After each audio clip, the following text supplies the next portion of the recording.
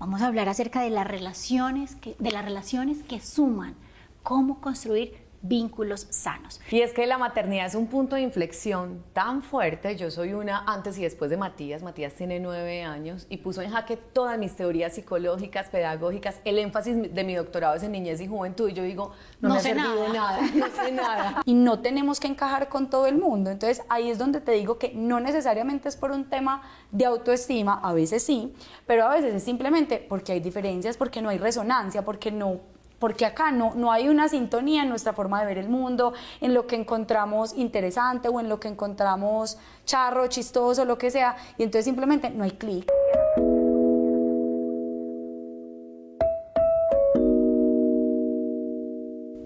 Hola, hola, ¿qué tal? ¿Cómo están? Bienvenidas una vez más a este capítulo que con tanto amor hacemos para cada una de ustedes, sus familias y todos los que acompañamos la crianza. Los seres humanos desde que nacemos estamos rodeados de otros seres humanos y empezamos a crear vínculos, a establecer relaciones de papá, de mamá, de hijos, de amigos, de vecinos, de jefes. Y a veces en esa construcción de relaciones nos encontramos con muchos tropiezos, muchas desilusiones, muchos fracasos, muchas expectativas quizá puestas en otros.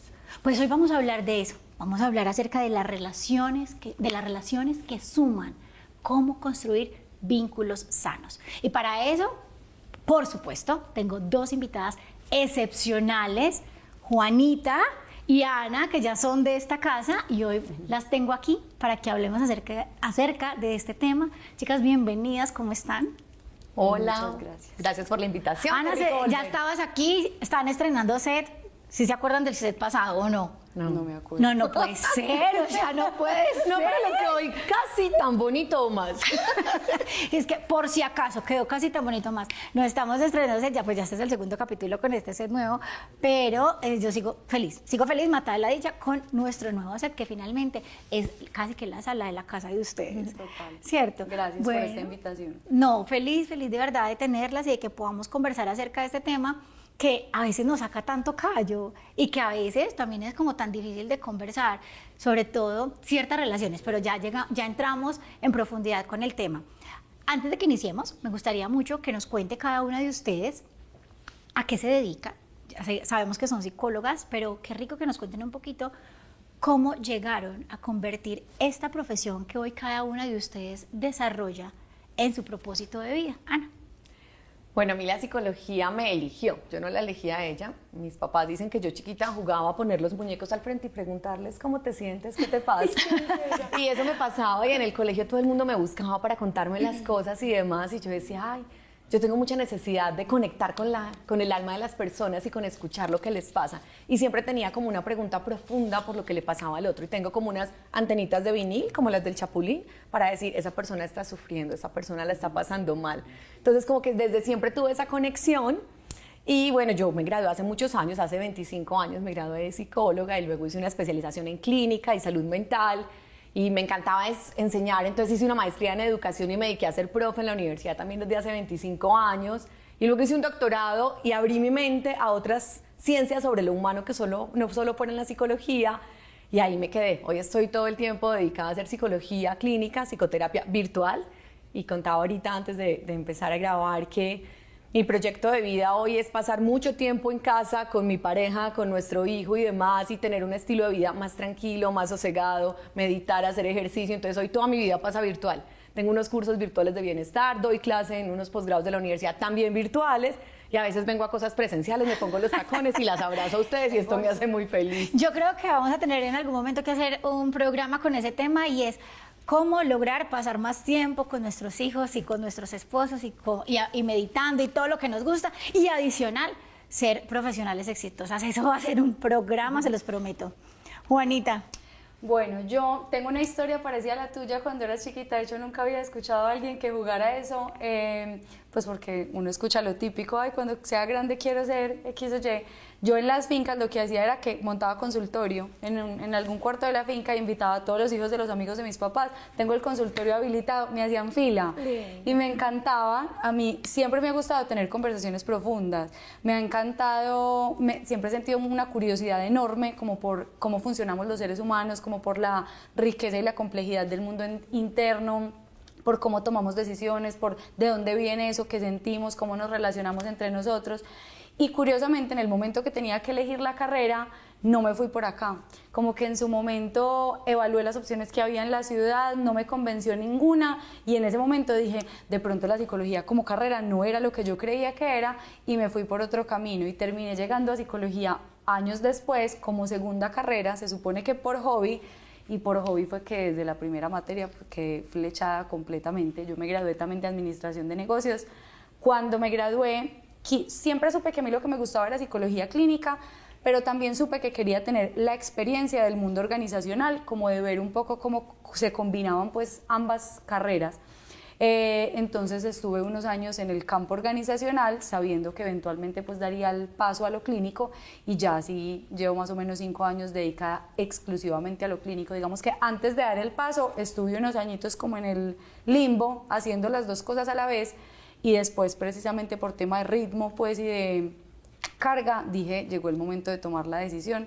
La pandemia fue el impulsito y ya sí full dedicada a psicoterapia, doy consulta presencial y virtual y talleres, conferencias, conversatorios, más como en cosas empresariales, pues o cosas así como actividades de equipo.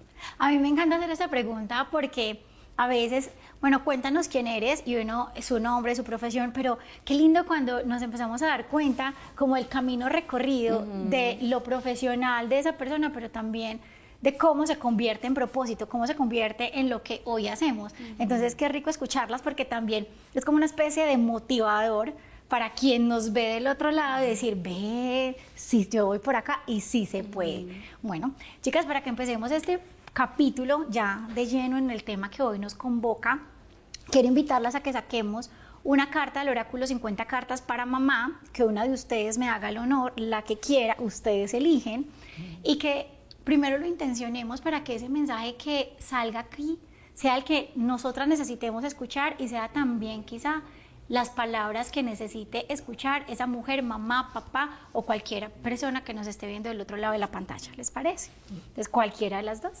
Voy. Por este ladito, te escuchamos. Creo en mí. Leo esta.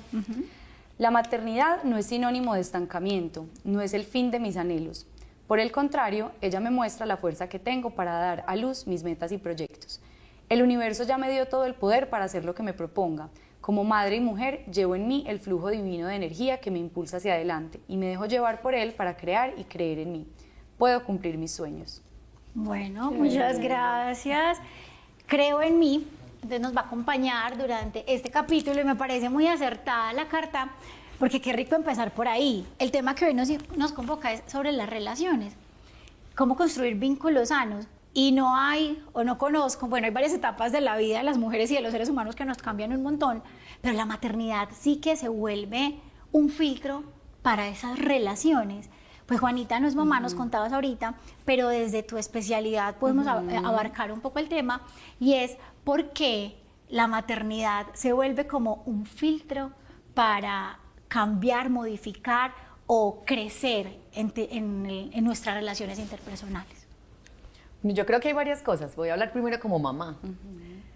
Y es que la maternidad es un punto de inflexión tan fuerte. Yo soy una antes y después de Matías. Matías tiene 9 años y puso en jaque todas mis teorías psicológicas, pedagógicas. El énfasis de mi doctorado es en niñez y juventud. Y yo digo, no me ha servido nada. No sé nada. No aprendí nada. No sé nada de esto, pero la gente me paga para que yo le ayude con sus hijos. ¿Por qué con el mío es tan complejo? Entonces, lo primero es que la maternidad, en mi experiencia personal y en lo que escucho hace más de 2 décadas en la consulta, es mirar tu propia relación contigo misma y activar la relación con tu madre. Entonces es como dice Laura Goodman, el encuentro con la propia sombra. Entonces la maternidad es un punto muy complejo de inflexión y las que somos mamás y no solo trabajamos en casa dedicadas a la crianza, que eso es todo un trabajo que merece descanso, remuneración y demás, sino que además tenemos un proyecto de una ocupación, un emprendimiento, un proyecto profesional, somos todo el día como las personas en los semáforos jugando con muchas bolitas en el aire para que no se le caiga ninguna.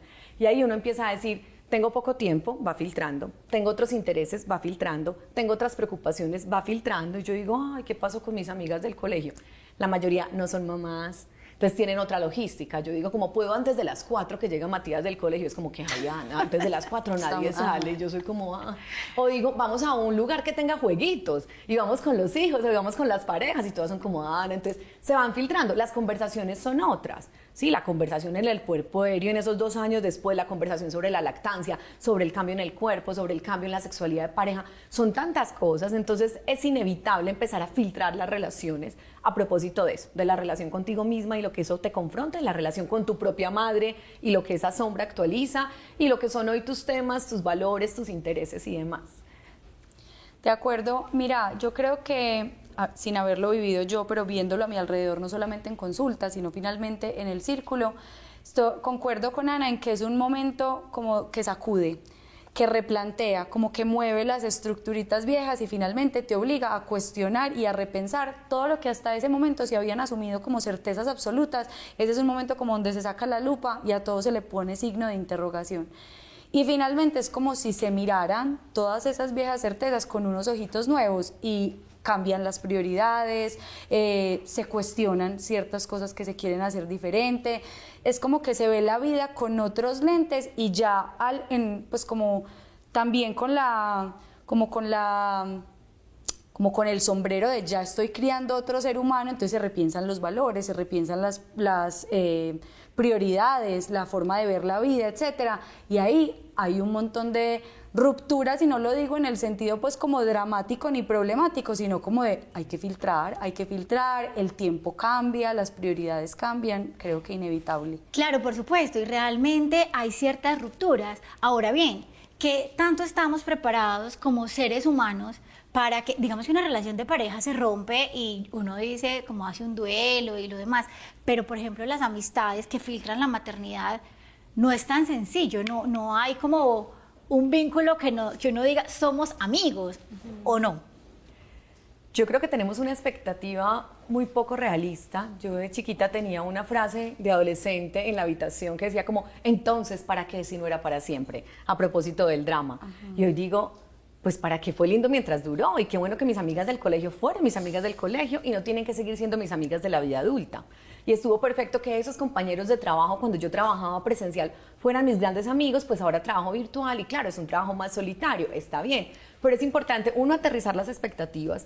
Las relaciones no tienen que ser para siempre. De hecho, la única que podemos garantizar que va a ser hasta que la muerte nos separe es con nosotros mismos. De resto, todas se van a acabar en algún momento. Bueno, y la maternidad, uno no puede ser ex mamá, pero igual ese hijo o esa hija ya no va a estar cotidianamente contigo, y es muy importante poder decir, es válido el tiempo que dure. Entonces, como aterrizar las expectativas creo que es importante, y es válido a veces también como poder hacer despedidas simbólicas. Yo muy seguramente no le dije a algunas amigas de la universidad, mira, ya no vamos a ser amigas, pero pues me hice el ritualito, escribí la carta, vi la foto, lloré, di las gracias, despedí, deseé un buen camino y dije, está bien que podamos tener caminos diferentes. Entonces yo diría como aterrizar las expectativas. Si es alguien con mucho nivel de intimidad emocional, poderlo pasar por la palabra, y si no, pues por lo menos hacer algo asociado a un ejercicio simbólico de cierre en el que uno dice, hasta aquí vamos y no hay lío, estamos en otro momento de la vida. Ahí hay un tema que me hace mucho sentido con lo que dices, con lo que mencionas, Ana, y es que los vínculos cambian, los vínculos, si nosotros maduramos, si nosotros crecemos, los vínculos también crecen con nosotros. Seguramente la gran mayoría o un gran porcentaje no tienen las amigas del colegio. Yo lo conversaba en esas conversaciones de mamá e hija alguna vez con Abby, y ella me decía, mami, pero tú no eres amiga de tus amigas del colegio. Ah, no, me preguntó, ¿ya no las quieres?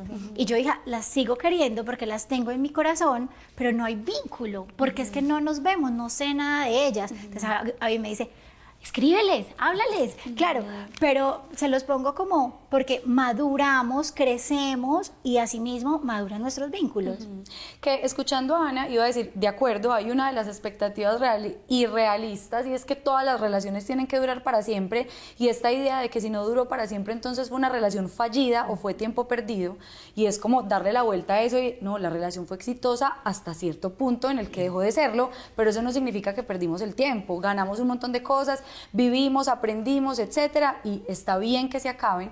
Pero justo mientras escuchaba a Ana, pensaba lo que tú decías, y es, no solamente es que se pueden acabar, sino que otra de las expectativas poco realistas es que las relaciones, así como son al principio de la amistad, la de pareja, la que sea, tienen que seguir siendo el resto de la vida, y ese es uno de los retos que se enfrentan en todas las relaciones de pareja, y es poderse adaptar a las nuevas dinámicas, a las nuevas exigencias, a las nuevas prioridades. Ese es uno de los retos, y es muy bonito que en muchas relaciones es un reto que sí se logra, o sea, no necesariamente se llega a ese punto final de listo, despidámonos simbólicamente porque hasta acá, sino que a veces son posibles como ciertas renegociaciones de qué es viable para nosotros o cómo nos funciona esta relación hoy, distinto a cómo nos funcionó hace 5 o hace 10, porque es imposible que, pues mejor dicho, la mala noticia sería que después de que pasen 10, 20, 30 años, la relación siga estática como si nosotros también lo fuéramos. Es que pasa mucho, incluso hay un dicho que escuchamos en muchas conversaciones que incluso muchas veces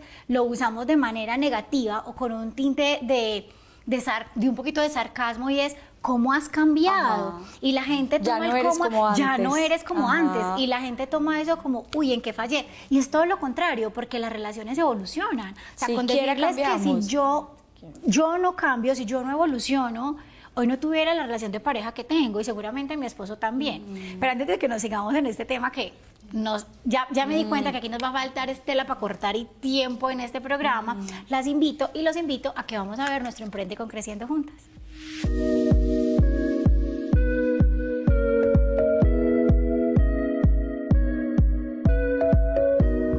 Estamos en Emprende con Creciendo Juntas con una marca que ustedes, estoy segura, van a amar, porque además son esas marcas que son saludables, naturales y que nos ahorran un montón de tiempo. Nata, bienvenida a Emprende con Creciendo Juntas, ¿cómo estás? Y gracias por traernos a Coconatu a Emprende con Creciendo Juntas.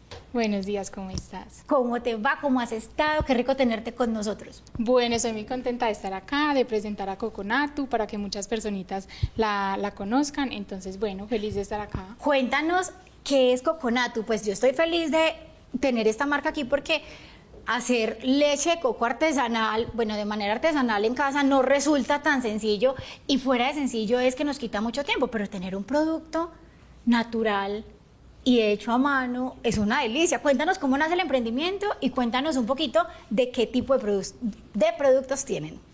Bueno, Coconatu nació hace 9 años más o menos, nació en Argentina, cuando me fui con mi esposo pues a vivir allá a estudiar. Después la trajimos para acá, para Colombia, hace 6 años. Es un producto 100% natural, sin químicos ni conservantes, es elaborada de una manera artesanal. Tenemos también el mocachino, que es a base de la leche de coco, cacao, café amargo y extracto de vainilla. Que este me pareció espectacular desde que lo vi, porque yo dije, qué delicia, uno ir a la nevera. ¿Cuánto dura esto en la nevera? Bueno, como es un producto que no tiene conservantes, ni químicos, ni nada, dura más o menos, la leche dura de 7 a 9 días más o menos, y el moca sí dura más o menos 10, 12 días. Pero perfecto, imagínate uno ir y que esto ya esté preparado, o sea, que no sea sino servir, una delicia. Y también veo que tienen aceitico de coco. Bueno, este es un lanzamiento, estamos de lanzamiento. La primicia en Emprende con Creciendo Juntas, esto es una delicia. Entonces, en primicia tenemos, cuéntanos más. El aceite de coco es un aceite de coco prensado en frío, 100% orgánico y extra virgen. Se puede utilizar para todo, para cocinar, para uso cosmético, y es muy bueno para cocinar porque aguanta altas temperaturas. Perfecto, Nata, ¿dónde podemos conseguir Coconatu? Bueno, Coconatu se consigue por nuestras redes sociales, @lechecoconatu. Ahí tenemos nuestro WhatsApp y línea directa con nosotros, porque manejamos un sistema de membresía, que es que el cliente final compra el paquete del mes y ya se le lleva cada semana. Y la botellita es retornable para ayudar al planeta. Entonces, cada semana que se entrega la lechita, nos retornan la anterior y así la podemos reutilizar. O sea, Coconatu, mejor dicho, es una marca que lo tiene todo. Nata, muchas gracias por traernos tu emprendimiento a Emprende con Creciendo Juntas. Bueno, con mucho gusto y muy feliz de estar acá. Y gracias a ustedes por siempre acompañarnos. Recuerden que si quieren que su emprendimiento esté de este lado, solo es que nos envíen un mensaje directo a Creciendo Juntas TV.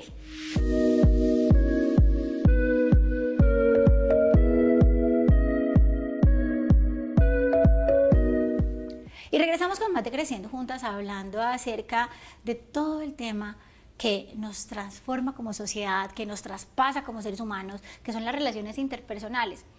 Y aquí detrás de cámara estábamos hablando que hay algo que viene con las expectativas y con este combo completo que tiene que ver con el apego. Yo, dentro de mi experiencia, juzgo que el apego es uno de los mayores detonantes del sufrimiento en el ser humano.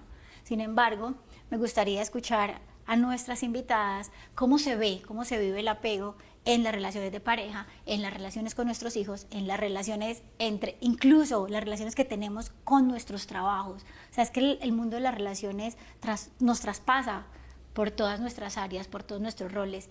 ¿Cómo vivimos el apego en cuanto a las relaciones? Yo creo que ahí es fundamental hacer una diferenciación de conceptos respecto al significado de apego, porque, a ver, las personas que no estudiamos psicología y que no entendemos, digamos que el término de apego, como ya te lo voy a explicar, solemos entender el término apego como una connotación negativa, como de aferrarse incluso de manera enfermiza o dependiente a algo, ya sea a una persona, a un objeto material, a un trabajo, etcétera.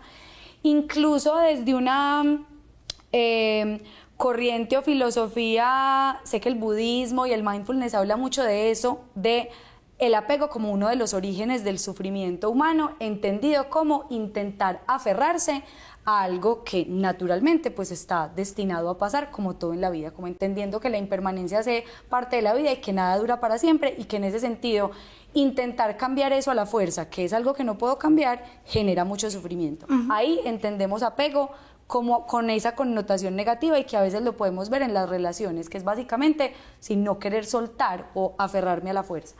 Sin embargo, cuando sí estudiamos psicología y entendemos el apego, no como esta conducta de aferrarme como enfermiza o dependientemente a algo, sino como una necesidad biológica de absolutamente todos los seres humanos que estamos en este planeta, y que tiene que ver con la búsqueda de proximidad a una figura que nos da cuidados, porque los seres humanos nacemos dependiendo de otro ser, ¿sí? Nosotros literalmente no podríamos sobrevivir si cuando llegamos al mundo no tenemos un cuidador que se encargue de nosotros, y que gradualmente, en la medida que vamos creciendo, nos va soltando en la medida que vamos adquiriendo autonomía para hacer las demás cosas.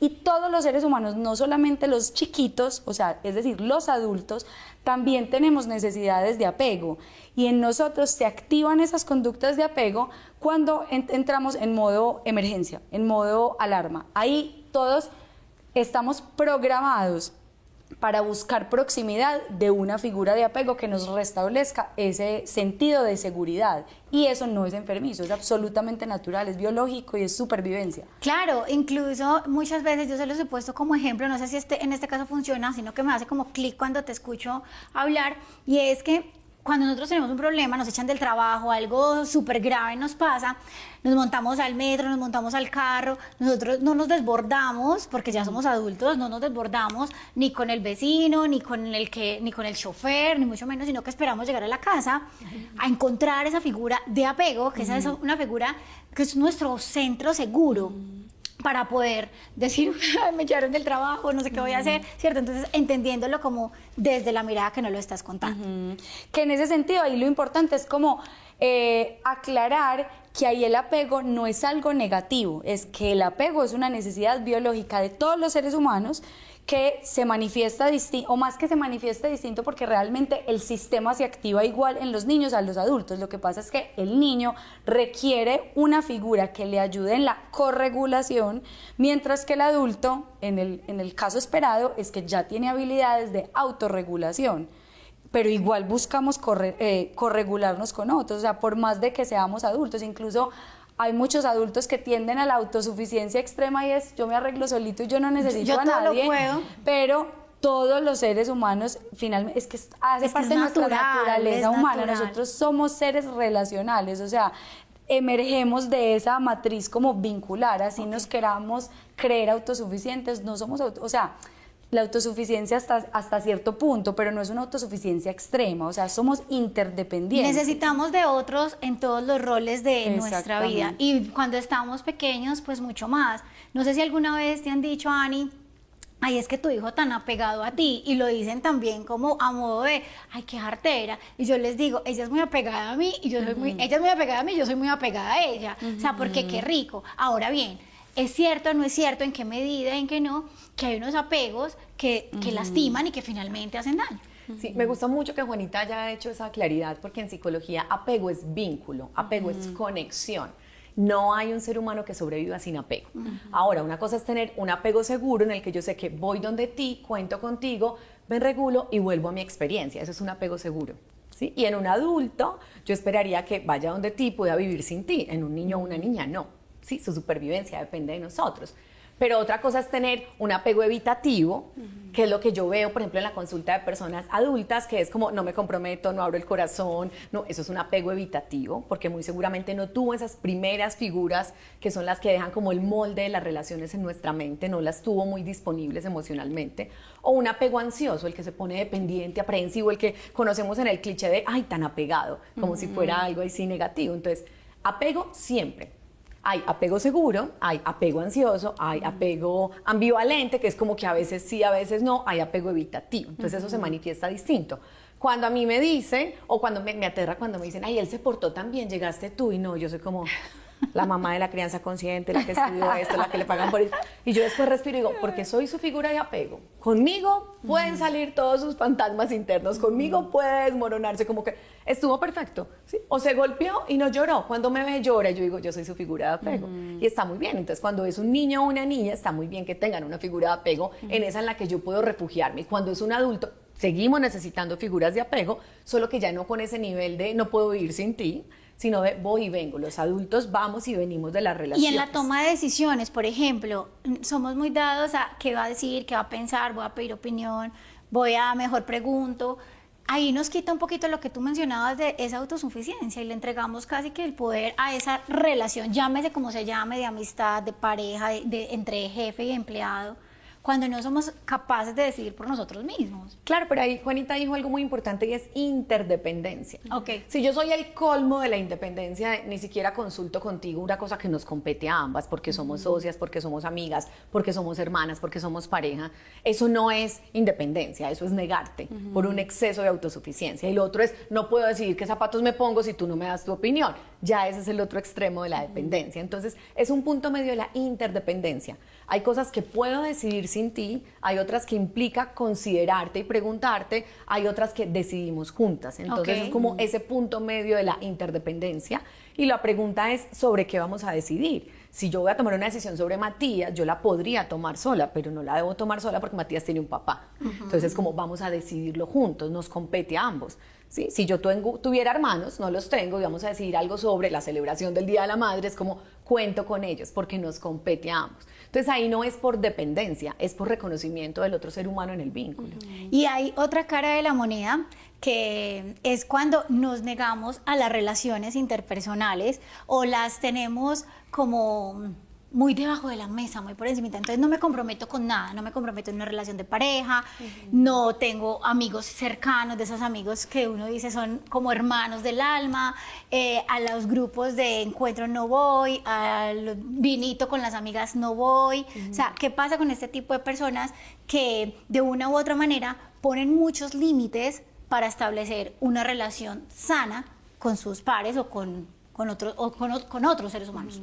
¿Sabes qué? Lo que pasa es que ahí podemos estar metiendo una misma bolsa cosas que vienen de lugares distintos, porque en un primer momento es como, listo, ustedes mencionan ahí los que son como por falta de compromiso, que de entrada hay como un bloqueo a vincularse, a abrirse, a exponerse en vulnerabilidad, porque finalmente relacionarnos con otros, nos guste o no, nos exige ponernos en riesgo a ser heridos, y eso siempre, o sea, es un riesgo inherente a vincularnos con otros, ¿cierto? Y que ahí entra precisamente el tema de apego seguro que decía Ana. Es muy distinto cuando yo me vinculo con alguien en quien puedo confiar, porque con base en la experiencia repetida tengo ciertas expectativas de que esto es un lugar seguro, versus cuando no sé qué puedo esperar de esta persona o sí sé qué puedo esperar y son cosas negativas. Entonces, en algunos casos, digamos que aparece ese estilo de apego evitativo que mencionaba Ana, que es más desde un bloqueo, sí, una evitación a esa intimidad en el vínculo. Ese apego evitativo que hemos mencionado tanto,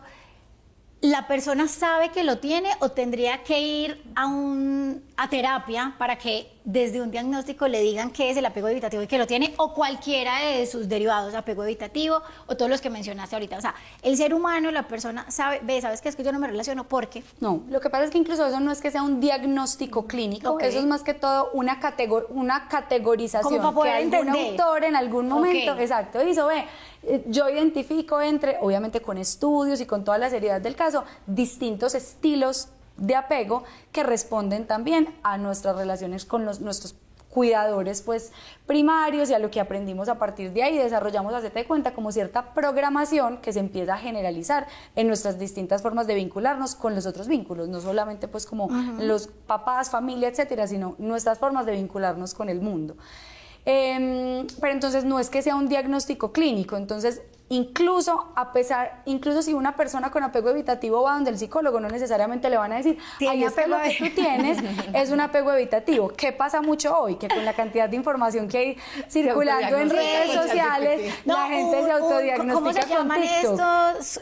Check, Un entonces, test. test. Exactamente. Entonces el test, y eso ya te o da yo lo que escucho tienes. un reel de 5 minutos, me veo identificado. A mí, te lo juro que me han llegado a consulta y me imagino que Ana también. Yo vengo porque yo soy súper evitativa en mis vínculos, pero entonces, claro, como es lo típico, mi novio es apego ansioso y estos te llegan con todos los términos técnicos porque hoy la O sea, información mejor dicho, vengo a que está usted así. me lo diagnostique, pero yo ya sé que Yo tengo. ya sé que tengo y sé de dónde viene y esto es porque mi mamá, y tenemos el discurso ahí como súper intelectualizado. Ajá, ok. Pero eso no es que sea un diagnóstico clínico. Como te digo, es más una categoría descriptiva que explica un poco de dónde viene y cómo se ve ese estilo de apego, pero Ok. no es que sea pues ni un trastorno ni un diagnóstico clínico pues. Ok, Bueno, pero en esa hablabas- bolsa, ahí te iba a decir también, hay gente que no necesariamente tiene un estilo de apego evitativo, pero que hay falta de habilidades en el relacionamiento, ya sea para entablar vínculos nuevos o para cultivar vínculos, que tú ahorita lo mencionabas. Ay, que las amigas del colegio a las que nunca les volví a escribir, o que estos, no sé, primos, o esta hermana, o es lo que sea, que no necesariamente es porque haya apego evitativo, sino literalmente déficit de habilidades, porque es que para relacionarnos y con lo que acá nos convoca, para tener relaciones sanas, para construir y fortalecer relaciones sanas, se necesitan habilidades. Exactamente, y que tú acabas de mencionar dos cosas que me parecen importantísimas, y es la programación y adquirir habilidades que casi que las tenemos o las adquirimos en la infancia. Ya venimos a hablar de eso, vamos, y las invito a que vamos a un corte y ya regresamos.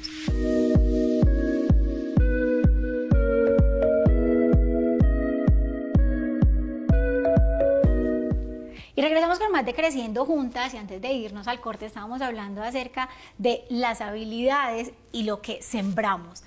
Y yo decía, detrás de cámara les conversaba con nuestras invitadas en que no hay una mejor etapa de la vida que la niñez y la infancia para sembrar. Entonces, ¿cómo sembrar en nuestros hijos desde ahora, las que tenemos hijos y los que acompañamos la infancia, cómo sembrar en ellos la forma de construir relaciones sanas y vínculos que realmente crezcan con ellos y los hagan crecer a ellos? Claro, hay una cosa que yo hago siempre como mamá y recomiendo a las personas que atiendo en consulta, y es ayúdale a ese chiqui a que tome conciencia de lo que está pasando. Entonces Matías me dice, es que mi amiguito tal cosa, y yo le digo, ¿y tú cómo te sientes? Entonces primero es como autoobservación, me siento mal, me siento frustrado, ¿y tú qué crees que está pasando? ¿Tú qué hiciste para llegar a ese resultado? Entonces siempre es como autoconciencia, autoobservación. El segundo es valido su emoción. Te entiendo, a mí también me pasa eso. Siempre tengo una amiga que me deja en visto en el WhatsApp y me siento muy frustrada, amor. Sí, entiendo que eso te pase con el amiguito del frente que no te respondió a tu invitación a jugar. Entonces, autoconciencia, validación. Y la más importante para mí es comunicación. Le digo, tú ya le dijiste esto. ¿Sí? ¿Cómo crees tú que puedes poner en palabras lo que estás sintiendo? ¿Qué podrías proponerle sin hacerle un reproche? Y si uno logra eso a los 7 años, se ahorra un montón de citas en terapia a los 40, porque lo que yo escucho es gente que yo digo, ¿tu pareja tiene idea de la mitad de lo que me estás contando? No, llevo 20 años guardándome esto aquí, y entonces llega con disfonía, con laringitis y demás. ¿Tu amiga sabe esto o es puro Mindflix? Tu película mental gratuita y el otro ni siquiera se enteró. Entonces, como si yo logro esa habilidad de ser consciente de lo que me pasa, de poder identificar cómo ponerlo en palabra, de poder hacer una propuesta específica que no sea un reproche, sino yo me siento así, yo necesito esto, yo te propongo que... Y uno ve los efectos, yo lo veo en Matías desde muy chiquito, sabe tener conversaciones con sus pares al respecto. Y esto me mueve, me motiva a preguntarles otra cosa y es que tiene que ver con una emoción que es la autoestima, que se empieza también a trabajar desde estas edades tan tempranas, y es que no tenemos que tener vínculos, y por eso decimos crear vínculos sanos, porque no tenemos que tener vínculos con todo el mundo. ¿Cómo podemos enseñarle a nuestros hijos y ir aprendiendo nosotros de paso a que no todo suma, a que nosotros tenemos que tener como una autoestima fuerte, tenemos que tener, yo siento que un sistema de valores que nos permita decir a nosotros como adultos, mira, ¿sabes qué? Este tipo de amistad no va conmigo, este tipo de jefe no va conmigo, este tipo de relación no va conmigo, me ahorro un montón de problemas, y que también podamos de una u otra manera enseñárselo a gestionar y hacer a nuestros hijos. Lo que pasa es que ahí también hay una mezcla de un montón de cosas. Algo que ahí es importante aclarar es que la autoestima no es una emoción, es la imagen, mejor dicho, es la valoración que hago sobre mí con base en cómo me veo, en para lo que creo que soy buena, etcétera, etcétera. Y si bien es una de las cosas que puede ser protagonista, digamos que cuando no hay vínculos sanos, como lo mencionas, yo creo que ahí entran muchas otras cosas adicionales a la autoestima, incluso, ¿sabes qué? Creo que hasta temas culturales. Yo siento que acá somos... Creo que eso ya algo está cambiando ya, pero finalmente chiquitas probablemente a las 3 nos dijeron hay que ser querido con todo el mundo, incluso el amor y la amistad muy asociado al sacrificio, al sometimiento, decir que no está mal, un montón de cosas que hoy en día estamos replanteando. Porque los niños lo primero que empiezan a decir es no, a todo no. Y de los 8 años en adelante les castramos el no. Ya no vuelvas a decir, no digas que no. A todo sí, a todo buena cara, a todo calladita, a todo no pongas problemas, siempre amable, siempre tan, como que nos sofocamos. Hay un montón de cosas que no necesariamente, por lo menos en un principio, tienen que ver con el autoestima, pero es como con la capacidad y la posibilidad de elegir. No tenemos que vincularnos con todo el mundo. Y con el sistema de valores. O sea, hay personas que no hacen parte de lo que tú quieres, de lo que tú eres, de lo que necesitamos acompañar a construir el filtro. Tú hablabas al principio también, Juanita, y era acerca de que te gustan mucho las conversaciones profundas, y también habemos personas que nos gustan, habrá otras personas que les gustan más las conversaciones triviales. Entonces también decir, mira, o no generar es que yo no quepo ahí porque yo esto, yo aquello, sino que simplemente ser capaces de reconocer que, mira, es que, sabes que no me gusta conversar de X tema. Que sabes, ahí hay como un concepto que se me viene a la mente de Cristal, es como el de afinidad o compatibilidad. Finalmente, los seres humanos, o sea, la diversidad de pensamiento, de gustos, de intereses es inherente a nosotros y no tenemos que encajar con todo el mundo. Entonces, ahí es donde te digo que no necesariamente es por un tema de autoestima, a veces sí, pero a veces es simplemente porque hay diferencias, porque no hay resonancia, porque acá no hay una sintonía en nuestra forma de ver el mundo, en lo que encontramos interesante o en lo que encontramos charro, chistoso, lo que sea, y entonces simplemente no hay clic. Ahí, así como hablamos de química en las relaciones de pareja, hay química en las relaciones de amistad, con los compañeros del trabajo, con los profesores. Hay algo que uno dice, acá hay afinidad, hay resonancia, hay como que hay un clic. Perfecto. Y hay otro tema que venimos tocando, que tú lo mencionabas ahorita, Ana, y es el lenguaje. O sea, nosotros somos seres lingüísticos y nos cuesta un montón poner en palabras lo que sentimos, lo que esperamos, lo que queremos del otro, lo que necesitamos del otro. ¿Por qué nos cuesta tanto decirlo, pedirlo, hacerlo?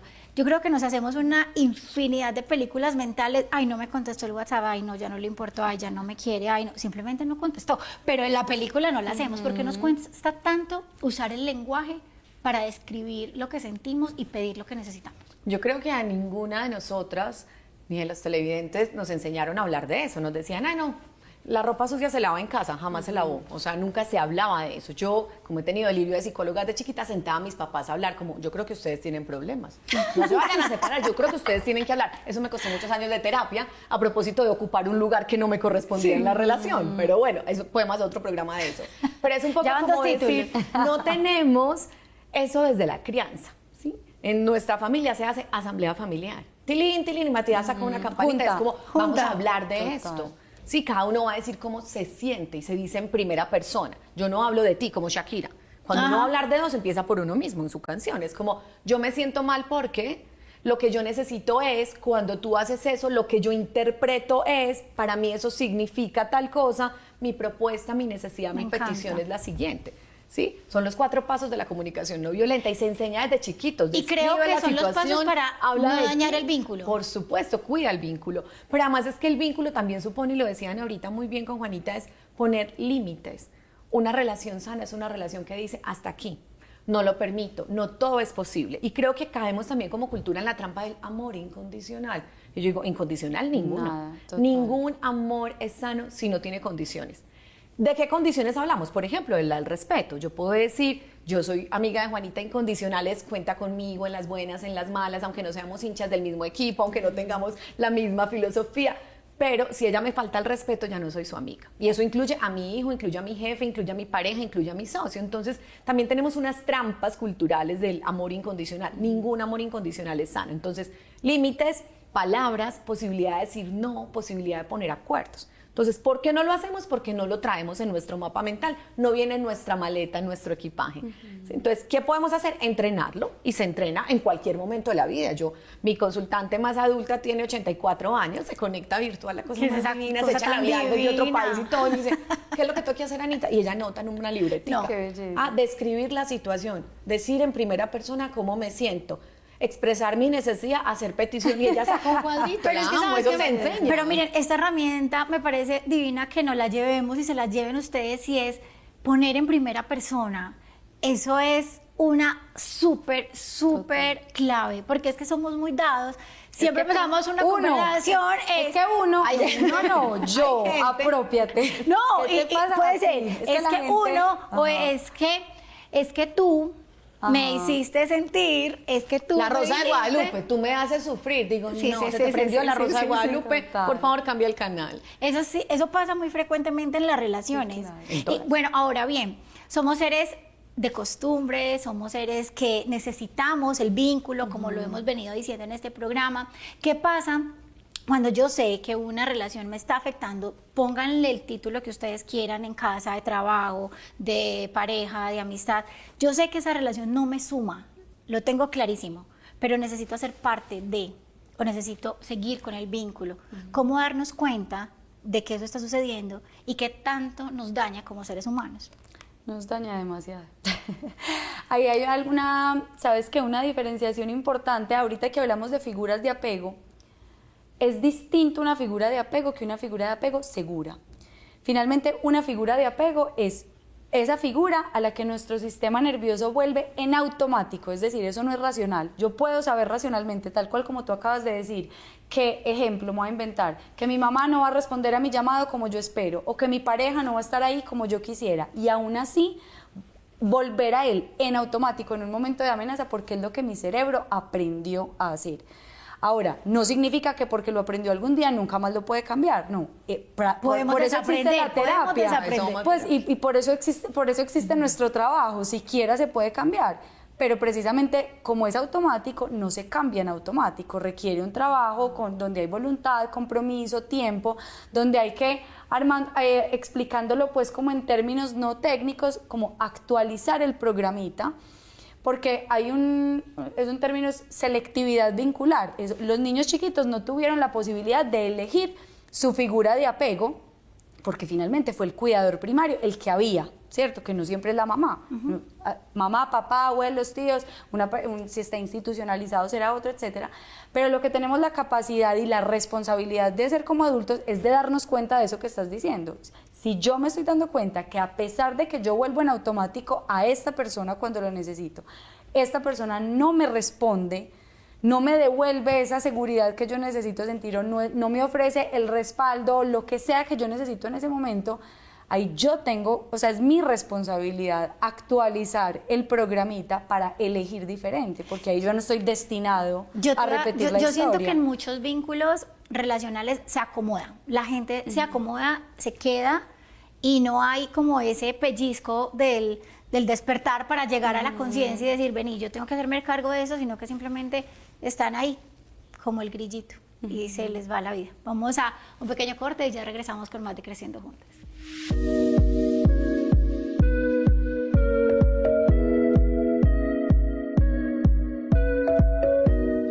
Y seguimos con más de Creciendo Juntas, y qué rico entrar en esta última parte del programa llevándonos herramientas prácticas para que ustedes en casa puedan decir, uy, quizá me esté pasando, uy, me pasó, o simplemente a mí no me ha pasado, o tengo que hacerme cargo. Quisiera preguntarles y que me ayuden a identificar cuáles son esas banderitas rojas, cuáles son esas claves que debemos tener en cuenta para poder reconocer cuando estamos en un vínculo que no es sano y en una relación que nos resta y que no nos suma. Yo diría que el primero es cómo me siento en la relación. Porque yo digo, me siento drenada, me siento asustada, me siento utilizada. Sí, mi abuelita decía, la tripa no miente. Sí. Es un poco, pregúntale al cuerpo. Porque hay relaciones en las que uno dice como, ay, necesito acostarme, o ay, me dolió el estómago, o yo voy a hablar con esa persona y me empiezan a sudar las manos o siento el pecho apretado. Entonces, el cómo me siento es la brújula siempre para saber qué está pasando allí. El segundo elemento que yo diría, cuidado que esta es una bandera roja, aparte de sentirte mal, es tú te sientes con la tranquilidad de tener una conversación difícil en ese vínculo. Tú puedes decir no, tú puedes decir me siento incómoda, tú puedes decir, oye, ajustemos esto. Tienes la tranquilidad para eso. El tercer elemento es puedes mostrar tu vulnerabilidad. Tú puedes decir, tengo miedo, no sé, estoy asustada, tengo ganas de llorar, me siento insegura. Puedes decir eso. Entonces, ahí tú te das cuenta si es un vínculo que suma o que resta. Y uno muy importante, yo siempre digo, estás ocupando el lugar que te corresponde. Porque a veces lo que yo encuentro en la consulta es que estás maternando a tu pareja, querida. O sea, tú le puedes decir a tu hijo de 8 años, amor, lávate los dientes, pero al señor de 40 no. Y las que hacen el chiste, yo tengo 2 niños en casa, uno de 8, otro de 40, y digo, cariño, ven a terapia, te dejaré mi tarjeta. Necesitas saber que no estás ocupando el lugar que es. Es como, ay, yo soy como la mamá de mi pareja. O, ay, yo soy como el esposo de mi mamá. Mi papá se murió y yo terminé siendo como el señor de esa familia. Entonces, para mí una bandera roja es que no estás ocupando el lugar que te corresponde. Entonces, te sientes mal, te cuesta tener conversaciones difíciles, no te sientes en la confianza para abrir tu corazón y tu vulnerabilidad y estás ocupando un lugar que no te corresponde. Yo tengo un filtro y es que yo no tenga que fingir ser otra persona. No sé si lo podemos sumar ahí a esas banderitas rojas y yo no tenga que puedo ser yo. Sí, exacto. Si yo tengo que fingir ser otra persona para encajar ahí no es. Esa es la mía. Aquí hay otra. Se me olvidó uno, la reciprocidad. Eso iba a decir. Si tú sientes que tú eres, como decimos, como la que pedalea, el que rema y como que das y el otro no, ninguna relación no recíproca es una relación sana. Se me habían olvidado. Como que si yo suelto aquí, esto se cae. Ahí esto no solo relación. depende de mí, ahí hay banderita. ¿Alguna otra? ¿Alguna otra? No, muy con la que Ana decía al principio de uno cómo se siente, el miedo y la ansiedad en las relaciones es un indicador muy, pues como muy marcado. Me da miedo hablar, me da miedo poner un límite, me da miedo comunicar que algo no me gustó. Eso que pasa y qué hacer va un a decir, pedido, y qué me va a decir y cómo lo va a tomar. Sí. O cuando uno dice, ¿y cómo se lo digo? O sea, que tiene uno que inventarse una historia para poder llegar a decir, mira, es que me pasa todo esto. súper calculado, caminando sobre cascarita de huevo para tener pues la mínima conversación o negociación. Sí, y relacionada a esa falta de reciprocidad, como cuando hay una relación de poder, que ahí es cuando se empieza a configurar como esa dependencia de la que ya sí hablamos pues como en sentido negativo, connotación negativa, distinto al concepto de apego que ya hoy aprendimos. No, nos quedó Ajá. clarísimo, súper. Bueno, ahora vamos a mitos o realidades. Ya ustedes lo conocen, espero que se acuerden, niñas. La idea es que yo les voy a leer 10 frases y ustedes solo me contestan mito o realidad. Pero para que esto funcione, necesito que me contesten al mismo tiempo. Ah, bueno. ¿Listo? O sea, como bingo. Eso no se pueden mirar ni ponerse de acuerdo, no, al mismo tiempo. ¿Listo? Entonces, mito o realidad. El amor todo lo puede. Mito. Las relaciones sanas requieren límites y responsabilidad emocional. Realidad. Si me cela es porque me quiere. Mito. Mito. La confianza es clave en un vínculo sano. Realidad. Las relaciones deberían ser fáciles todo el tiempo. Mito. Los conflictos bien manejados pueden fortalecer la relación. Realidad. Poner límites aleja a las personas. Mito. Los límites pueden fortalecer las relaciones sanas. Realidad. Si amo a alguien, debo aguantarlo todo. Mito, remito. Tóxico. Mito. Una relación sana suma bienestar, no lo quita. Realidad. Chicas, muchas gracias, de verdad, muchas gracias por compartir este espacio con nosotros, con toda esta comunidad de mujeres y mamás que nos ven. Quiero que antes de que nos vayamos, cada uno de ustedes siembre una semilla en cada uno de esos corazones que están ahí detrás de la pantalla para que elijan relaciones que sumen, para que elijan y creen vínculos que las hagan sentirse felices, libres, las hagan y los hagan, porque ahora me regañan los hombres, yo estaba viendo el programa, las hagan y los hagan. Listo. No, yo creo que hay una invitación al trabajo de autoconocimiento, que nos permitamos cuestionarnos. Ahorita hablábamos como de todas esas creencias heredadas, cositas aprendidas, viciecitos culturales que finalmente permean por completo el lugar que ocupamos al relacionarnos con otros y con el mundo, como que nos permitamos cuestionar para elegir diferente. Gracias. Y sumada a esa, como de la pregunta y la autoobservación y la relación con nosotras mismas, yo también siempre digo, si tu hija o tu hijo tuviera esa relación, ¿tú qué le dirías? Y ahí uno le dice, amor, ese no es un lugar sano, hija, están pasando por encima de ti. A la hermana le diría, hermana, no, ¿cómo estás permitiendo esto? Entonces, cuando uno piensa en una persona a la que quiere mucho, yo a veces lo digo con mis consultantes, si esto le pasara a un paciente, ¿yo qué le diría? Eso también ayuda un poquito a tomar distancia y a decir, ¿yo por qué estoy permitiendo esto? Si a mi mejor amiga o a mi hijo o a mi hermano, yo le diría, ¿por qué estás permitiendo esto? Estás pasando por encima de ti. Entonces, tomar esa referencia a alguien a quien yo quiero mucho es muy importante. Ana, muchas gracias, Juanita, muchas gracias por estar con nosotros. A ti por esta invitación. Con mucho gusto y vuélvanos a invitar, que pasamos muy bueno. Fue un programa de verdad de mucho aprendizaje. Gracias a ustedes por acompañarnos, por siempre estar con nosotros. Nos vemos en un próximo capítulo de Creciendo Juntas. Recuerden que tienen en sus manos el poder de diseñar el mundo que quieren habitar. Chao, chao.